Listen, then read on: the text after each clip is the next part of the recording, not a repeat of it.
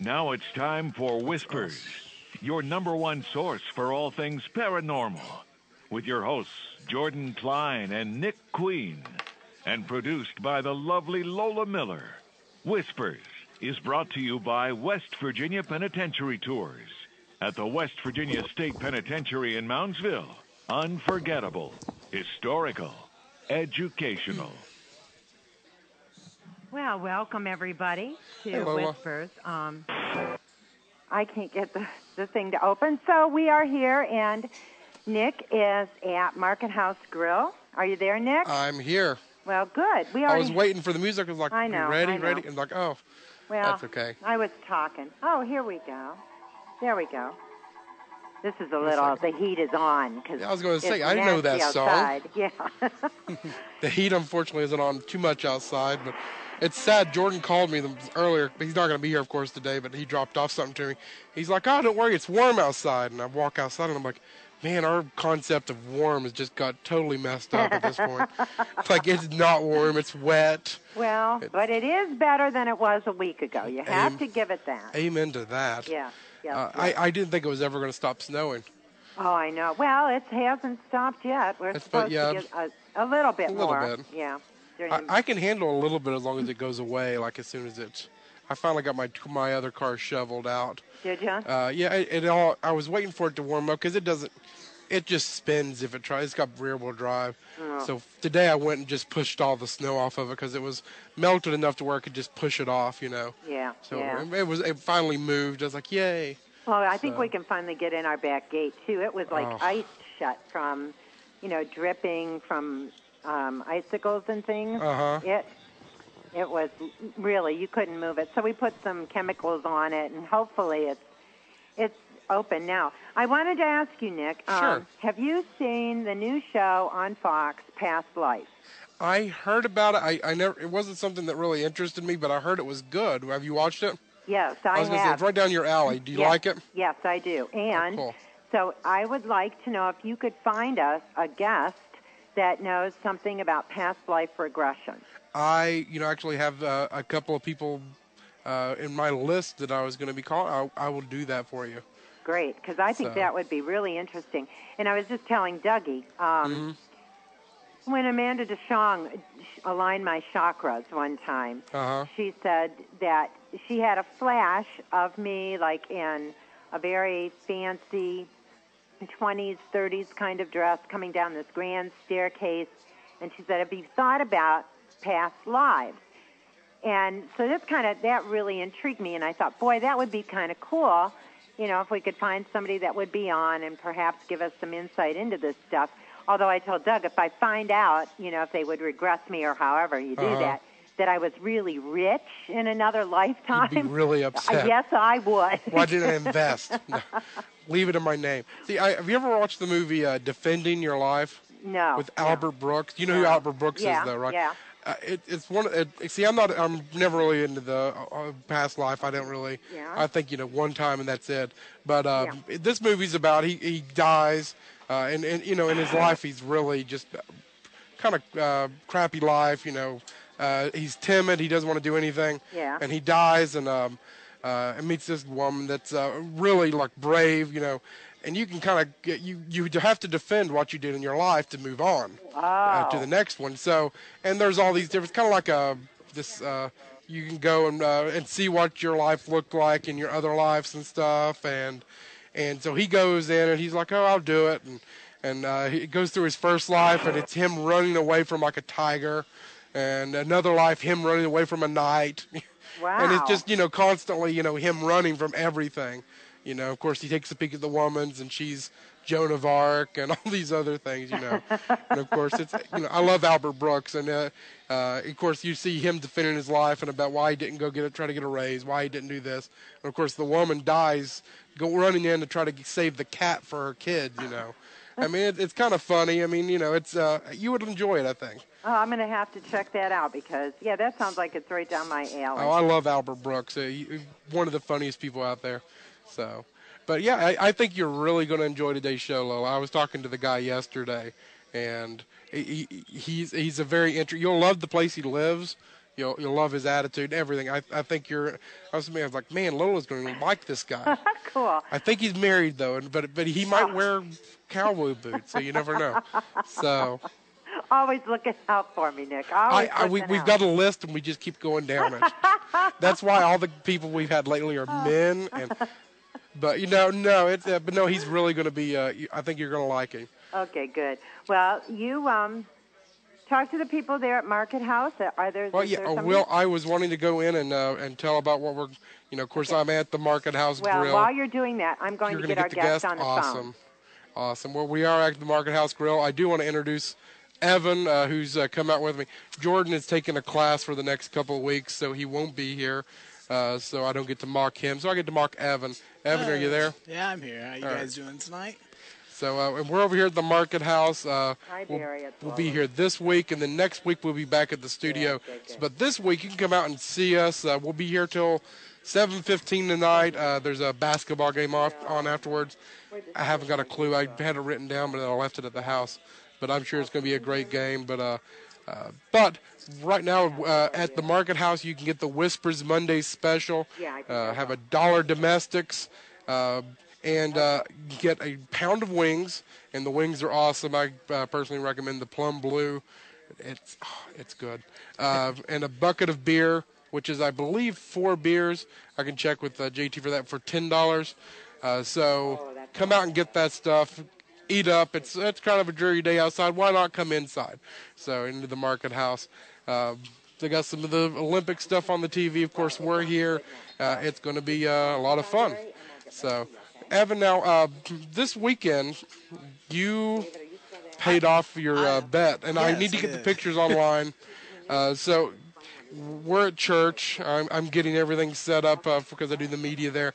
And all of a sudden, my uncle, who's the pastor, runs in and tells a group of new people, "Don't be worried. There's a guy walking in with a beard and a dress. He's paying off a bet." I would have been worried because when I saw you, it was kind of scary. I thought I looked pretty good. He did it, Lola, and I'm going to have the pictures up. And I went all out. No, he did go out. He had lipstick on. Did you shave your legs? No, that's the scary part. I did not shave the legs. Nor did he shave his face. Wow. But he had some blush on, I think. I had like eyeliner. Yeah, I had all of it. Teased his eyebrows up a little bit. You don't tease eyebrows. I don't know what you do. I actually got compliments on my eyes and how good they looked. It brought out his retinas and. You sound. I have no idea what I'm talking about. But I went out. I'm a guy. We went out. Me and Vicky did the day before. We got a skirt and a nice little sweater to match, and I got a purse. What kind of pumps did you wear? I did not. He wore flip-flops. I wore flip-flops. I was looking for the pumps. I'm like, I wanted to see him like walking, almost falling over every step. Okay. In my defense, we did look though, but. Okay. I already wear a size 12 shoe. Oh my gosh! Yes, I don't think you'd find a woman. Yeah, I'll give him that. I'll give him that. But it would have been hilarious. So well, our guest Barry is on the line. You want to introduce Barry? Well, Barry is. Well, every time that happens, I'm like, oh my Lord, what's happening? I'm sorry, Barry. But Barry Schwartz is. I think one of the leading researchers on the shroud. He went into the 70s and was part of the research group that got to actually handle the shroud. Barry, are you with us? I am with you. I have to admit, though, I came on the line at a very strange bit of conversation. I am so sorry. We had this last week as well. Yeah, this happened last week, and we almost lost our guest. I'm sorry. No, Evan that's with me that's kind of, I was telling yesterday, the other host won't be here. He's kind of the guy filling in the role. Lost a bet with me on the Super Bowl. And he had to dress up as a woman and go to church at my church. I got the last part. I missed the first part, so it did sound a bit strange when I came on the line. Yes. It was as strange as it sounded at the church. That's very normal for us, actually. So yeah, and I'm like behind everybody at the church. I'm looking up towards the pulpit and stuff. And here's this, tall, hulking guy with a blonde wig on, and it was just a weird Sunday. I hope somebody got some photographs. Oh, we got some. Yes, I did. Yeah. So those will be on our website. Right. But now the shroud. Actually, I was reading a news article today I saw come through talking about they're about to let the shroud come out. and people come, and they're estimating 1 million people will go to see it. They've already had that many make reservations. Wow. The actual estimate for the entire time that it's on display, which is from April 10th through May 23rd, is as many as 2 million might, by the time the whole exhibit is completed. They figure it'll be over 1 million and perhaps as much as 2 million. Where's it going to be at? It's displayed in the Cathedral of St. John the Baptist in Turin, Italy, where it has been kept for 430 years. Wow. So it will be on display in the cathedral itself, and people can make reservations online. There's no charge, but you do need the reservation so that they don't get massive crowds sort of, in long lines. In 1978, when our team was there to examine the shroud, it had been on public display for about 5 weeks, and people were waiting as much as 8 hours, 100,000 people in line every day. And they, since then, in the exhibits that they've put on since then, have restructured and organized things a lot better so that people don't have long waits anymore. Now, what do they keep the shroud in now? Currently, the shroud is stored in a special sealed cabinet with temperature and humidity control, with no light visible. In other words, there's no UV ultraviolet that can harm the cloth or harm the image. Right. And it's kept flat. It used to be rolled up on a dowel, which isn't very good for preservation of an old piece of cloth.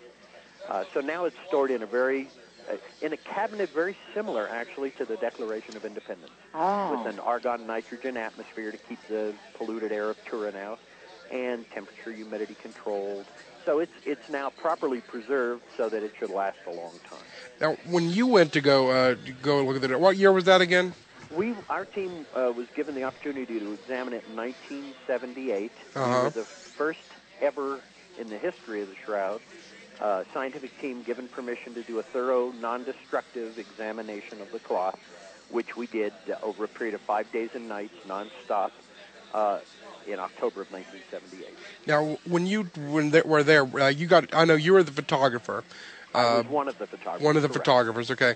Now, were you able to use flash photography, or did you? We did, but we used special filters over the flash that cut the UV, and we did very specialized kinds of photography besides the normal white light photographs that we made of the shroud, just, to photograph it.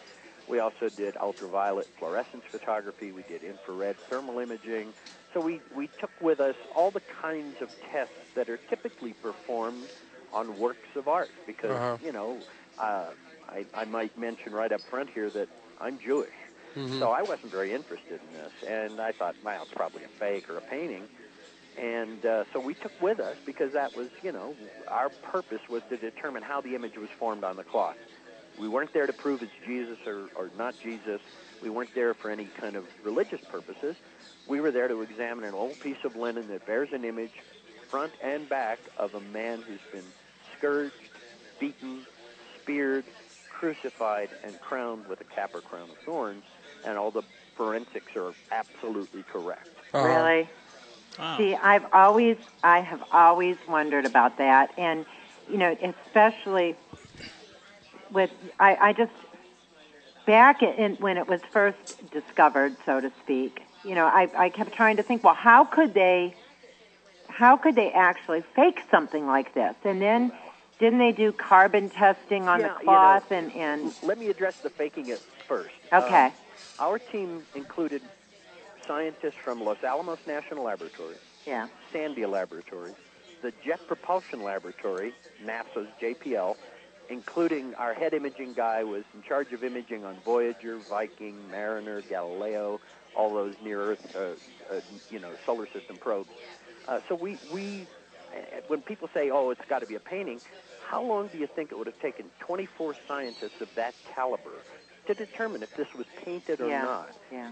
An hour, 2 hours, maybe a little longer. We took with us, as I said, all those tests. But you're right, there was a radiocarbon dating of the shroud done in 1988. And they took one little piece from one little corner, cut it in half, and divided each half the other half into thirds, and gave that to 3 radiocarbon dating labs. And they came back with results that said it could only be from 1260 to 1390. That's it. They couldn't be any older than 1260. And when those results came out, the whole world just went, oh, the shroud's a fake, and walked away. Yeah, yeah. Now, those of us who understood and had done any research on it beforehand, which we had done, would know that there was a Hungarian illuminated manuscript dated 1190 that has a perfect illustration of the shroud, including some of the burns that were in it. So we know that whoever illustrated that manuscript had seen what we call the Shroud of Turin today. So we knew the carbon dating date couldn't be correct, but there was no viable explanation for the next 20 years. And most people, when I meet them and say, oh, I'm involved with the Shroud of Turin, the answer typically is, oh, didn't they prove that it was a fake years ago? And the answer is no. Only one test said that. All the other science that's in peer-reviewed scientific journals done by our team shows that the shroud is most likely authentic. So, sadly, and I know I'm on the radio, and I'm a media guy, and you're media people, but the media is very unfair about the shroud. They'll give a lot of play to a story that claims it's a fake, and barely any notice at all when, for example, in 2005, an article came out in one of the top chemistry journals in the entire world by one of our team members from Los Alamos National Laboratory that proved that the corner sample that was used for carbon dating had been a rewoven and repaired corner done probably in the 14th century in France. And the evidence is there showing that the sample they used for carbon dating was different than the rest of the cloth and did not represent the actual old cloth that we were examining. Yeah. Wow, I didn't know that. And That's I why know I'm here. The media is so quick to latch on to a negative story, and then if it's proven wrong, the retraction or the update is always like on page 63 below the fold where nobody's going to see it. Yeah, and it's usually one paragraph long with a tiny little heading. Yes, so, yes. For those of, and part of, that in part that's the reason I built Shroud.com. Although this didn't represent my personal religious beliefs, I felt very privileged to have been on that team. And look, there were probably 1 billion people on this planet that had more right to be in that room than I did, but yet I was put there and given that privilege. Barry, when you think about it, you had then no personal stake in it because it wasn't part of your religion, That's which correct. I would think, they would want the whole team to, have that kind of, if not a different religion than agnostic or even atheist, because that would give a more unbiased view of it. If you're a Christian, you're praying that this is real. Well, and the other thing is this, even a good scientist that was raised in the Christian faith there's going to be some influences on his thinking from his own upbringing. I mean, we're all products of our environment, and it's not an intentional bias, but it's an inherent bias. So the way, when people talk to me and they say, well, what's a nice Jewish boy like you doing involved with this? I finally have an answer. It's like, funny, but God always seems to pick a Jew to be the messenger. So, so here I am, now an authority on this piece of cloth that had very little significance to me right from the get-go. But I will admit now that after I went public in 1995, 96, first, it took me till 1995, from 78, to be convinced by the science that it was authentic. So I didn't rush into that either. But at that point, I got a phone call from a friend who said to me, that shroud thing you were involved with, turns out that it was a photograph made by Leonardo da Vinci. Well, I was blown away by that. This was 1996. Or 95, rather. And I said, where did you get that nonsense? And he said, well, my wife and I were checking out at the grocery store, and there it was on one of the tabloids. Next to the Bat Boy. And at that moment in time, I had an epiphany. I had finally understood that I had been given a great privilege. I had all the inside information, and I just assumed everybody knew what I knew. Yeah. And it was at that moment I realized that the public had no access to accurate information. And I'd already been online in 95, so as I was having this conversation with this friend of mine, I wrote on a manila folder that was on my desk, consider building a website. And that's when I believe the man upstairs reached down and said, look, I have a job for you. And I built Shroud.com, and it has now become the largest, oldest, and top of every search engine on the Internet, and it's become sort of the definitive reference for accurate shroud information. But I never planned that. Everybody says, what a great, idea you had. I didn't have a clue that was coming. I mean, it just sort of evolved into that. And so I don't want to take credit for the brilliant idea. If anybody had anything to do with it, it was that the man upstairs decided that this was going to be my responsibility as the one who documented the event and was the archivist for the organization of our scientific team, that I was the perfect guy to share this information. And the website's reached about 14 million unique visitors over the last 14 years. So we're doing pretty well with it. Yeah, and I'm on the website now. So if you want to throw me in a certain direction, feel free. Oh, well, I'll tell you what. The way I designed it, because I had to design it 14 years ago, without knowing the web was going to take off and how it was going to go. So the way I did it was sort of with basic logic, that if you go to the main menu, there are links to those things that one who's looking for a quick look would want to get. Frequently asked questions, a look at the actual shroud, and examine the shroud page. But if you want to go in depth, then my logic was, because that's the way I was raised, if you want to study something in depth, you go to the library. So I built a library page, and it became the gateway to the real content. We're good. Okay, I heard a beep. So, yeah.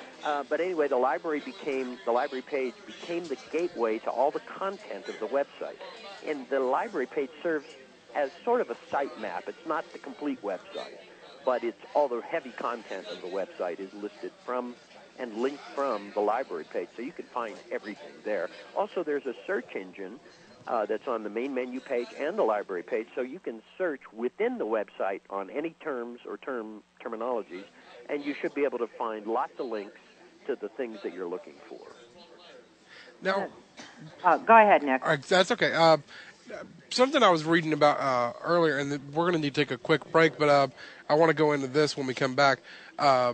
Some kind of new path that everybody's going on now to say, oh, it's fake, is they're saying that there's coins on the eyes of the figure in the that was in the shroud. Well, actually, that's not new. That's old. Is that old? Okay. That started in about 1980. Oh, wow. Okay, I ran across a new article on it just the other. So there's a lot of that, and if you want to go ahead and take your break, we can talk about that when we come back. Yeah, great. There's all kinds of questions I have, so but we'll go ahead and take a quick break. I'm here live at the Market House in Elm Grove with Whispers Radio on WKKX and UPRN, the UFO Paranormal Radio Network. We'll be right back.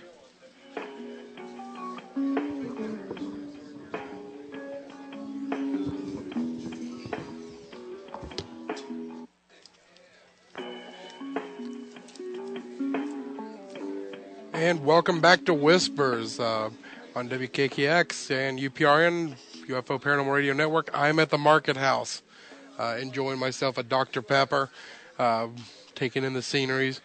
We're talking with Barry Schwartz about the Shroud of Turin. Barry, you there? Yes, sir, I am. Great. Now, I'm actually looking at a picture of the shroud here now.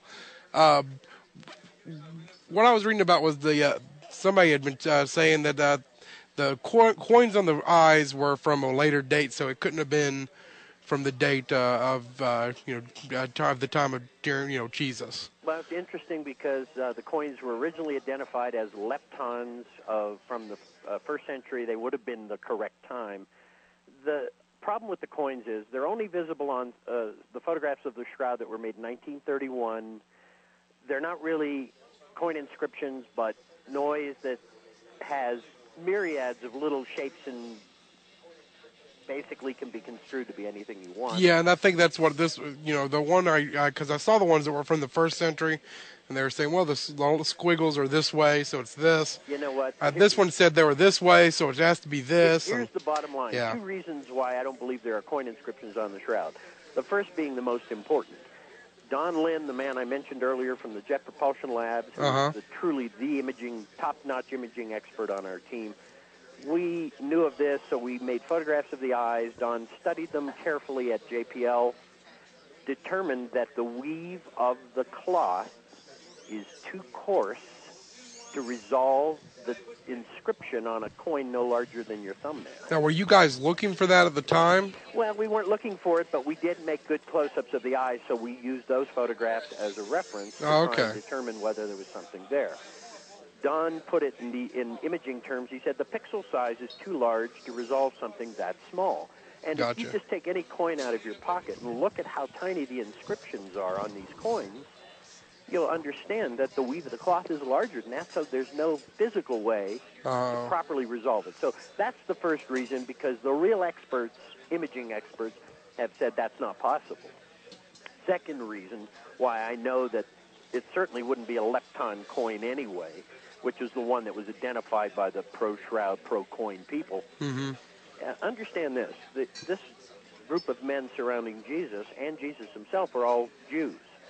The lepton was a heathen pagan coin of Caesar. Oh. If the disciples, in their process of preparing Jesus for burial, were going to put any coin on Jesus' face, the man that they believe to be the prophesied Messiah, they're certainly not going to put a pagan coin on his face. Right. They would have used a shekel or some coin of trade that the Jewish community used, but certainly not this particular coin. Now, how convenient that, we have this coin, but I'll tell you something. As ardent as people are in trying to prove the shroud is authentic, there's as much nonsense on the pro-shroud side as there is on the anti-shroud side. And so my role has always been to steer a path down the middle, stick to the science, and tell people the truth. And, look, if we had Jesus' mugshot, DNA, and fingerprints, people would still deny that.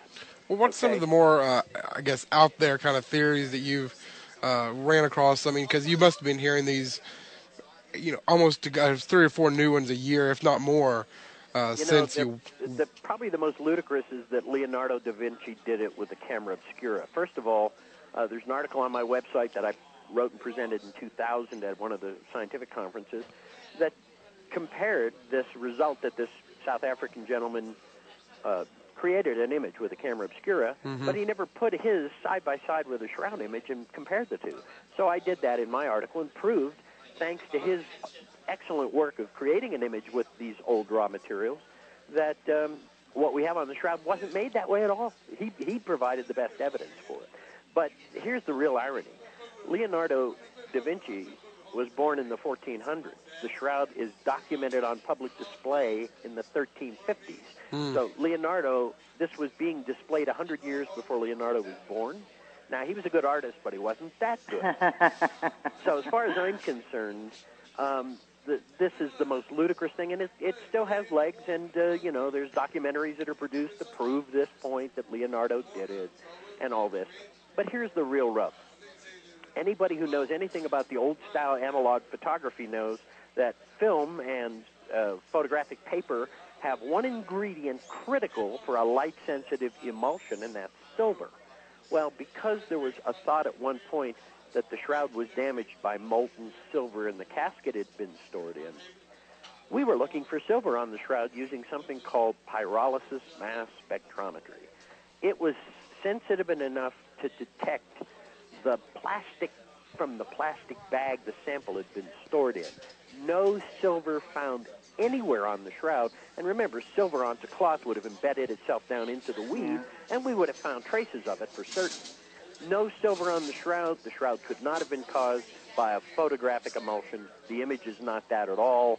And so that excludes that completely. But that's science, and science is boring, and it makes such a good story that Leonardo did it that it continues to have legs. Look how great he was. He could make this. Yeah. Oh, yes, he could even do this, even though, think about this. The image on the shroud is forensically 100% accurate. The blood stains are 100% accurate. And here's the best part of that story. The blood stains on the shroud got on the cloth before the image was formed, and wherever there's blood or serum from the blood, no image formed. So that means an artist or a photographer would have first had to put forensically correct blood stains onto a blank sheet of cloth and then create an image around them that was forensically perfect and matched the blood stains. Well, that's ludicrous. He's a legendary artist. Look, with modern technology, And, imaging, everybody can do imaging on their desktops now. Yeah. To a very serious extent. And with all this technology, no one in the last 32 years that I've been involved with the Shroud of Turin has even come close to matching the chemical and physical properties of the image of the shroud. Now, you can make something that looks like the shroud because they have my photographs to use as a reference. How tough is that? Yeah. We've got a phone call, Barry. Are you ready for one? Sure, I'm happy to take phone calls. Okay. You there still? I'm still here. Thanks for taking my call. Mr. Schwartz, I have this is might sound convoluted, but before the shroud was in Turin, Italy, it was in France. Is that correct? That is correct. Okay. Have you heard the theory that Christ had other children? I'm sorry, I missed that last part. Have you heard the theory that Christ had other children? Or had children? Well, I've heard that sort of in passing. I've never, really studied anything that said that. I've seen, and I've researched this quite a bit. The theory is that his mother Mary and a female child that was born of Mary after the crucifixion had been hustled out of the country and sent to France. So there's speculation from some people, researchers, that they actually brought the shroud with them. And it ended up in France. They didn't want it to go anywhere else because obviously at that time France was an emerging Catholic country. And so they wanted to protect it. The thing is that if that is even remotely possible, I think there's speculation or people from the Catholic side, and I'm a Roman Catholic myself, but especially from Rome, period, will refuse to admit that this is the shroud of Christ. Well, I have to admit to you, first of all, that most of the skeptics that I wind up debating are Christians, although generally they're not Catholics, but they are Christian. Right. And as far as the theory that you're proposing, well, look, there is a cloth in the historic record going back to Constantinople that disappeared. It was walled up in one of the walls to protect it from the Crusaders that were coming. They sacked the city, and this cloth called the mandilion, which means in Greek, I believe, not made by human hands. Right, I'm familiar with it, yeah. That disappeared. And 150 years later, a French knight named Geoffrey de Charnay shows up with it in his hands, and that's when it comes into the documented historic record. However, his great-great-great-great-grandfather, also named Geoffrey de Charnay, was also a crusader who participated in the sacking of Constantinople. And many of us believe that that cloth, known as the mandilion, is the same cloth that we know as the shroud today, and that it was stolen when they sacked Constantinople and brought to France and kept secret for 150 years before Geoffrey de Charnay finally shows up with it and says, look what I have, and then starts displaying it, and that's where the documented history of... Now, what year did he start displaying it? Well, think of it this way. I mean, the young ladies that apparently had seen the Virgin Mary on several occasions in Eastern Europe, the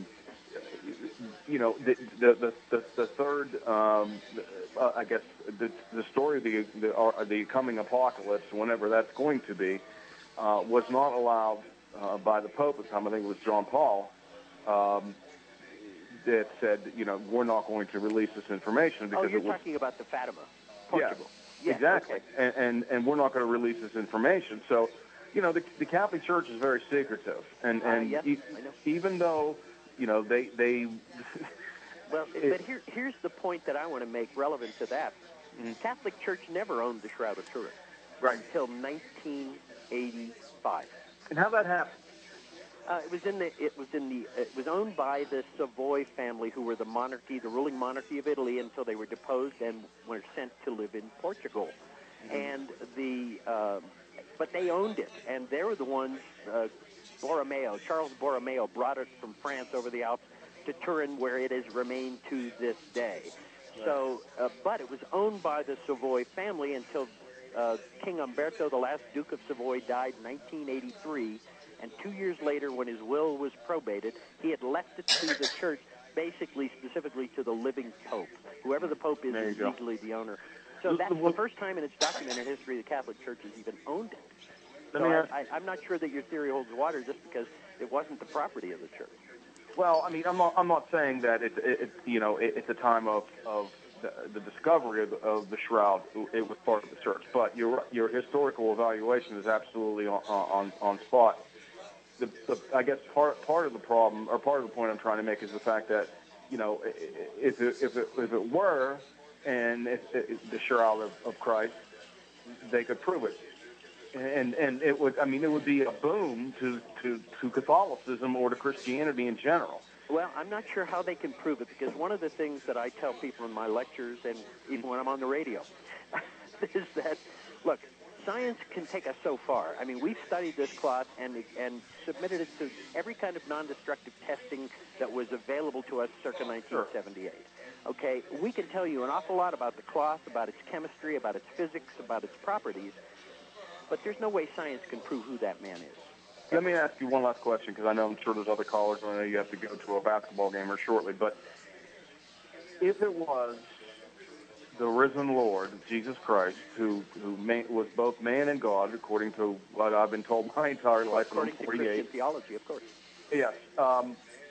Would it be an assumption that shroud was on him before he rose from the dead, and some type of chemical reaction from him going to dying as a man to becoming a spirit? I get your question. Kind of thing. What you're really asking me is, doesn't the Shroud of Turin prove the resurrection? Isn't that basically what you're asking? Kind of, but Mr. Schwartz, what I'm really asking is if you take an unbiased look at it, there's got to, no matter what has resulted, no matter whether it's Christ or somebody else, or whether it's a fake by Da Vinci, and believe me, I've looked into this for years. It just fascinates the hell out of me. Yeah. But couldn't they find an anomaly where, if that was actually, whether it was Jesus Christ or not, there had to be some kind of physical or physiological reaction between the person that had died underneath that shroud that caused to leave that negative photographic image? I agree. I agree that is a possibility, and as a matter of fact, the theory of Ray Rogers regarding the image formation of the Shroud of Turin, which you can find on shroud.com, go to the library page, find the scientific papers, look for Ray Rogers, and look for the one about the Maillard reaction. That's a chemical reaction. But exactly. Let me then broaden the answer by saying this, because I get this question often. Resurrection is a test of faith. We can't go into a laboratory and resurrect people and see what kind of images we can make. So well, at least at this point we can't, but in the near future. I'm speaking about modern science as we stand today. Right. So in the end, there's a limit to what we can tell you from examining a piece of cloth. Mm-hmm. And if you're looking for a deeper answer, you know what I tell people, and this is a stock answer I give now, that piece of cloth didn't come with a book of instructions. What it came with was a mysterious image that to this day can't be duplicated with the same chemistry and physics, and there's no plausible explanation for how it might have gotten onto the cloth, although there are some now. The answer really is this, that if you're looking for meaning in the Shroud of Turin, don't expect to find that on the cloth. Expect to find that in the eye and the heart of the beholder. Each of us has to reach that meaningful solution for ourselves. The cloth doesn't answer those kind of questions. But don't you think, and even in normal police investigation in the Ohio Valley, Pittsburgh, Miami, Florida, Los Angeles. By the way, Pittsburgh is my hometown, just so you'll know. Thank you. It's my favorite town. But I mean, they have to base all of their reactions on that actual physical evidence. That's correct. And we can't be. I mean, and let's face it. I mean, we've known for a long time that this piece didn't show up until what, like the 1400s. 1350. Okay. So there was no technology at that time that could outdo the technology that we have now. And there's no technology today that we can create an image like this with either. So and that's exactly my point. And my point is that there had to be, if it was Christ, or if it was another holy man, or if it was just a confab of accidents, maybe sunlight, UV rays, whatever the case may be. Think about this. The Romans crucified thousands of people. They scourged thousands of people. They speared many people. But there's only one that we know of in any written history anywhere that was crowned with a cap or crown of thorns. Because people always ask me, why do you think it's Jesus? Couldn't it be somebody else? And I said, well, but they only did this one specific torture to this one man for a particular reason. He proclaimed himself the king of the Jews, so they humiliated him by crowning him. And that's what, by process, Sir Arthur Conan Doyle, the guy who wrote Sherlock Holmes, once wrote in one of the stories that when you eliminate all of the possibilities, whatever remains, no matter how improbable, is most likely the answer. And when you eliminate all the other possibilities, what's left with the Shroud of Turin is that it's very much most likely the cloth that wrapped the historic Jesus. Well, and it's unfortunate the Catholic Church is not behind that, because I think it would be one of the biggest tools.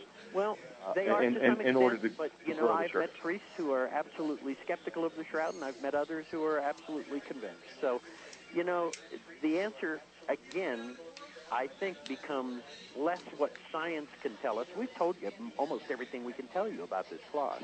At least at this point. To this point. What it means, on the other hand, that's really up to each individual to decide. And that's the whole purpose. Even if you look at the Shroud.com front page, it says, given the facts, you need to make up your own mind about this. Well, I'll leave you with this.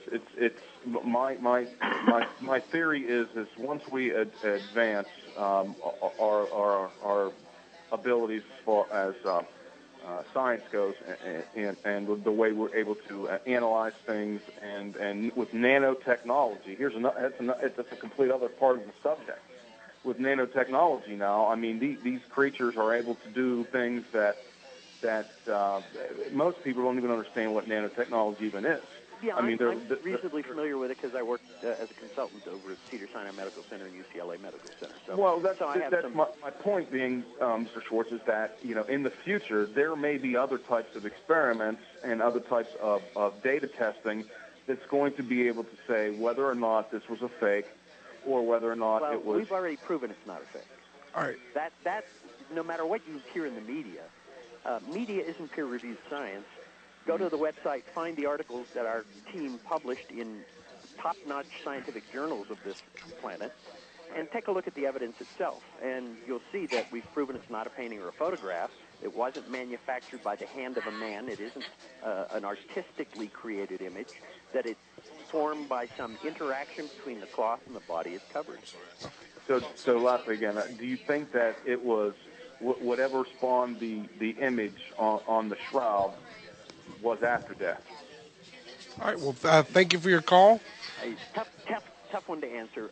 Look, there's a book by a scientist named Dr. Frederick Zuggaby, forensic pathologist, medical examiner, Rockland County, New York, called The Crucifixion of Jesus, a Forensic Inquiry, in which Dr. Zuggaby, who has spent over 50 years studying both the shroud and the effects of crucifixion on the human body, will tell you in this book, I'll encapsulate it quickly, he's absolutely convinced that this is a natural occurring image that cloth wrapped a real crucified, scourged man. Well, thank you, David. Thanks, David. Thank you, guys. That was a great show. Bye-bye now. Bye. Well, I've got one quick one. I'm looking at the photo. What are the darker things on the sides? I see his body, but what are the darker images on the sides? In 1532, when the cloth was stored in a little niche in a church in Chambéry, France, the church caught fire. It took a bunch of keys to get to the cloth, and the casket in which it was stored got damaged by fire, and we believe a beam fell through the lid of the box in which it was stored, a burning beam, and burnt holes into the shroud that... But remember, the shroud was folded. When you unfold it, they run down both sides of the image, on left and right side of the image, and that's what you're seeing, scorches and burns and burn holes, and there were patches put into them 2 years later by Poor Clare nuns in 1534 to repair the damage, and they sewed a cloth onto the back of it to give it more stability after the fire. But those distinctive triangular shapes running down both sides and sort of attached to each other, those are all scorches and burns from the 1532 fire. Well, then that would make sense that the piece that was of linen that was tested could very well have been, because of the fire, they replaced it. Well, I'll tell you, if you were to look at a photo of the shroud adjacent to that corner where the sample was taken, you'd see that a piece had been cut out of it, probably by Margaret of Savoy, the owner of the shroud in those days, probably to carve up into smaller pieces and either give to her friends as relics or perhaps even to sell them and raise money. And that once you take a woven piece of cloth, and this is a very specifically kind of difficult weave called a herringbone weave, it's a 3/2 warp over weft or something like that. When you cut into a piece of cloth like that, and most ladies who know anything about sewing will know this, it starts to unravel. So they had to repair it, reweave it, and strengthen it in that corner. But the French perfected something called French invisible reweaving, where you couldn't tell on either side that they were literally replacing a thread at a time. It was very slow, tedious, took an expert hand, and was expensive to do, so it would not have been done for any old piece of cloth. But the French court, where this was perfected, had access to the shroud, which was also in France. What better object to test this particular method or use this particular method to do a repair on the shroud? And here's the rub. When Rogers examined that corner after the carbon dating, before he died in 2005, he found a dye had been applied after the reweaving to match the color of that repaired area to the rest of the cloth. And so I think that the evidence is very powerful to indicate that sample that was taken for carbon dating was taken from an area that had been repaired at a much later date than the actual cloth. One other question from a caller. Are there any plans to do any more testing on this? Interesting, good question. On June 2nd, 2008, when the current Pope announced that he was permitting them to exhibit it again this year, the next day the Turin Archdiocese issued a press release in which they stated that this exhibit would only be for pastoral purposes only and no science would be permitted. So nothing in the immediate future that we know of. Very interesting. Yeah, we're running out of time. Yes, we are, Barry. We're going to have to bring you back on because I got a bunch more questions. I know. And we barely scratched the surface. We might plan something maybe closer to Easter. I was going to say I'd be happy to come back and continue the conversation at your convenience. That would. I'll get back in touch with you, and we'll make something happen. Well, I'll tell you what, the quality of the questions was excellent. That young man who called in with those questions. Oh yeah, I was just listening because he touched on 2 or 3 of the questions that I had. And he'd obviously taken some time prior to this phone call to study the shroud because he asked some very valid questions. Okay, great. Great. Well, we'll have you back on. Maybe we'll try to plan for the whole 2 hours because I know we can get. You told me you could go 3-4 hours if you needed to. No problem. I'll just point out to everybody what my initials are. Sure. What? Yes. Hey, would it be inappropriate for me to say "Go Steelers"? Go ahead. They need all the help they can get for next year. Let's hope next year. Let's cut Evan's mic. It's Cowboys year next year. So. Yeah. That never's going to happen. The Lions, guys. It just keeps going downhill. I'm with you, Barry. Well, thank you so much, thank you, Barry. Well, thank you very much. Stay well. Have a great week, and look forward to doing it again with you. Okay, great. Thank you. Okay, bye-bye. Bye-bye. I gotta apologize because I thought he had said something about going or thank you for your call. So I was distracted here by there were some people walking in, and the guy was looking over my shoulder trying to ask me questions. We gotta go, Nick. Oh, I'm sorry. We'll be right back.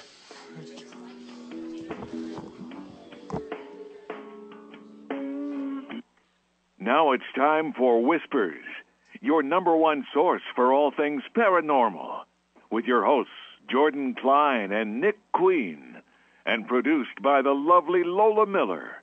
Whispers is brought to you by West Virginia Penitentiary Tours at the West Virginia State Penitentiary in Moundsville. Unforgettable, historical, educational.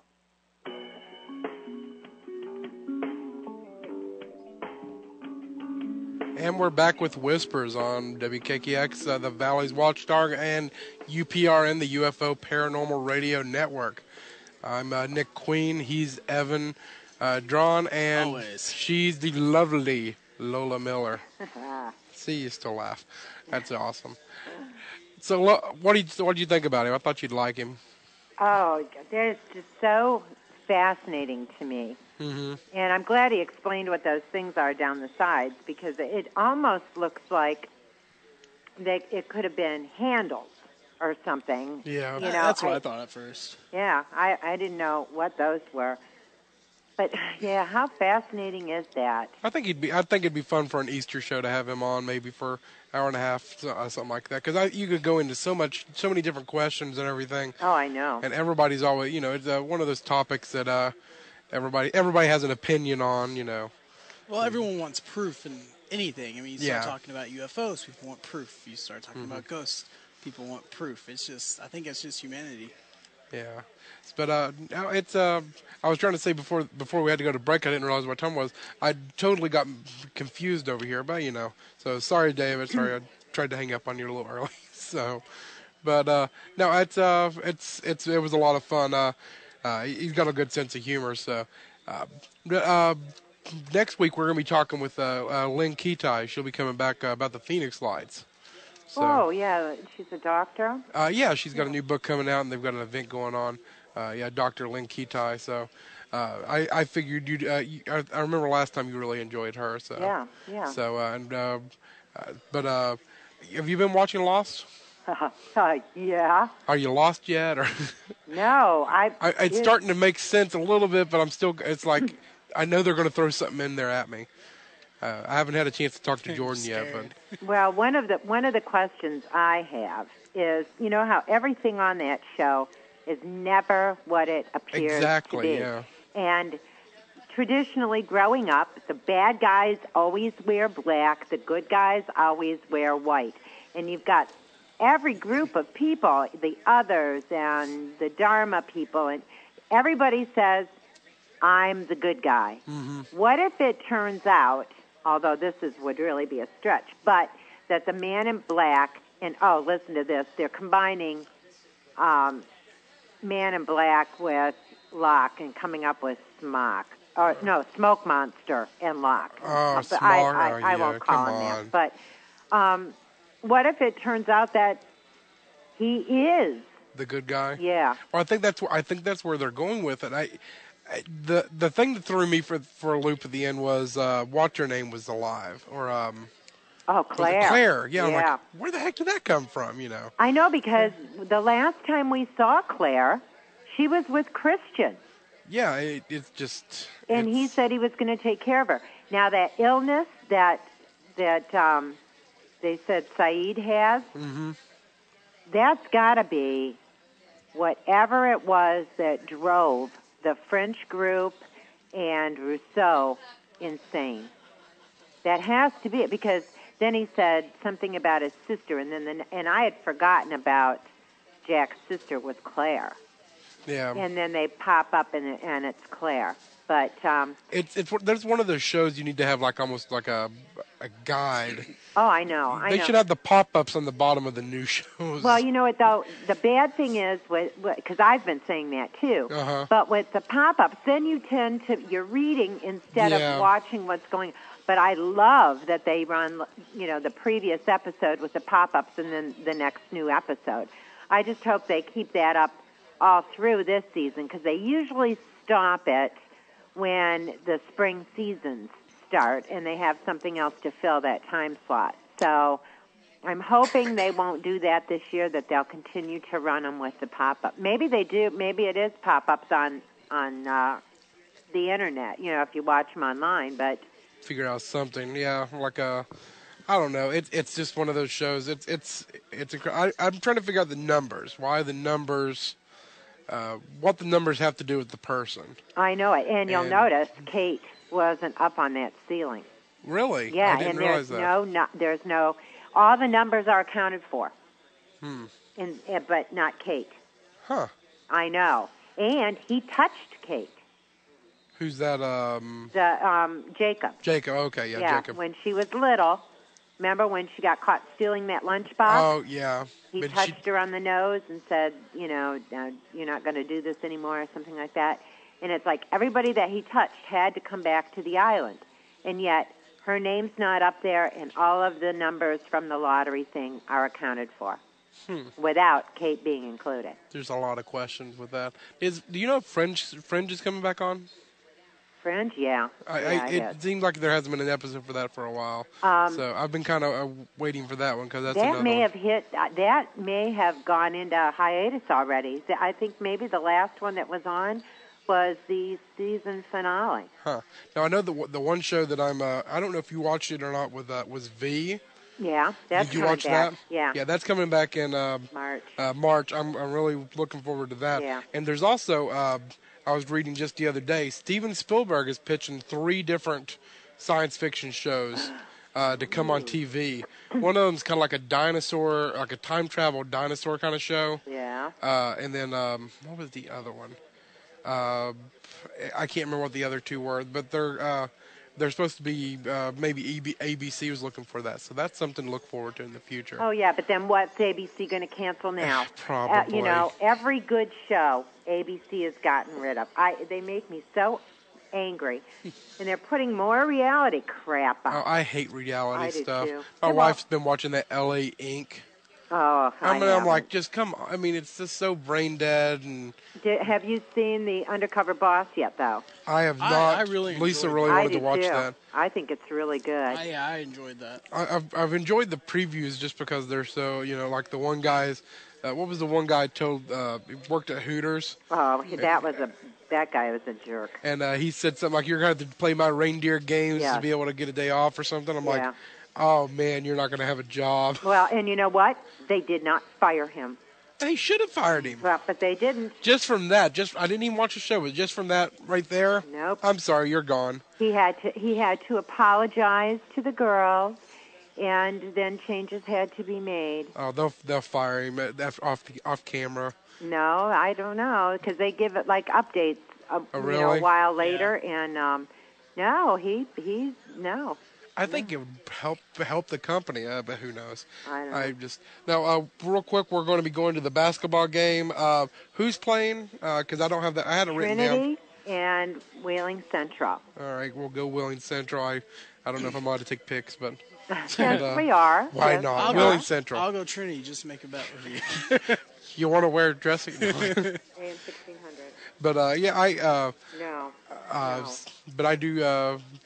Next week we'll be having Lynn Ketai. Jordan won't be here, unfortunately. He'll be stuck with me again. He'll be stuck with Evans coming back to fill the void. Jerry can call in. But maybe I'll try to get Lola's. Because I had a place open where nobody wanted to come in and talk to me in February at the end of the month, so it worked out really nice with the basketball game. Well, that's good. But maybe I'll try to get you because I've been booking. Everybody wants to go by themselves on each week. Week after that, we'll be talking with Frank Ficino again. Oh. So just talk to him. He has some stuff happening. We'll be talking to him about that. And what's that, Evan? Lowell, do you happen to know when Easter is this year? Well, I can find out real fast here. One of the most aggravating holidays ever. What? I can't find out when it is. I never know. I was trying to look. Oh, come on. I know. I'm horrible. I don't. Yeah, I'll look it up when I get home. I can't remember exactly how. There's some kind of way you would know, but. Well, 40 days from last Wednesday. Okay. That's math. I don't like that. Yeah. That's all right. It's got to be sometime in March. Sometime in March. So we'll go from there. But trying to think if there's anything else. What time does the game start? In just a few minutes here. All right. Well, great. I'm going to get Dougie in, and so they can get Jerry hooked up, and then we will be back next week. Sorry, so do you want to go ahead and take a break? They can get that worked out? Yep, that's what we're going to do. So. Great. I didn't know exactly I didn't know how long until I had to go. Yeah, but say goodbye. Goodbye, everybody. Goodbye, Lola. See you next week in the guys. studio, Lola. So Good. I'll bring you some goodies. All right. So we'll talk to you then. Don't be afraid. Only believe.